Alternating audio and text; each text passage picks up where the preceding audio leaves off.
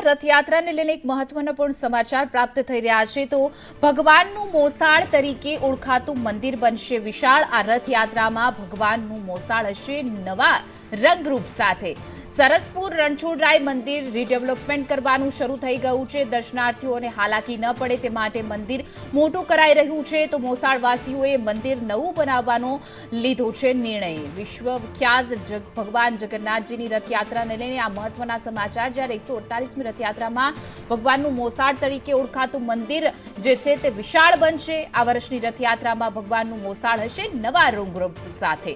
સરસપુર રણછોડરાય મંદિરનું રીડેવલપમેન્ટ જે છે તે કરવામાં આવી રહ્યું છે। ભગવાન જગન્નાથજીના મોસાળને મોસાળવાસીઓએ નવું બનાવવાનો આજે છે તે નિર્ણય લીધો છે અને જોઈ શકાય છે દ્રશ્યોમાં કે રીડેવલપમેન્ટ જે છે તે હાલ કરવામાં આવી રહ્યું છે। ભગવાનનું મોસાળ હવે નવા રંગરૂપ સાથે જોવા મળશે। આ વખતની રથયાત્રામાં જગન્નાથ મંદિરના વિશેષ કોરિડોરની ભેટ તો દર્શનાર્થીઓ માટે મળવાની છે। સાથે જ ભગવાનનું જે મોસાળ કહેવામાં આવે છે સરસપુર, ત્યાં પણ મંદિરના રીડેવલપમેન્ટની કામગીરી છે તે શરૂ કરવામાં આવી રહી છે। આ વર્ષે આ મંદિર મોટું થવા જઈ રહ્યું છે, જેના કારણે દર્શનાર્થીઓને કોઈ પણ પ્રકારની હાલાકીનો સામનો ન કરવો પડે।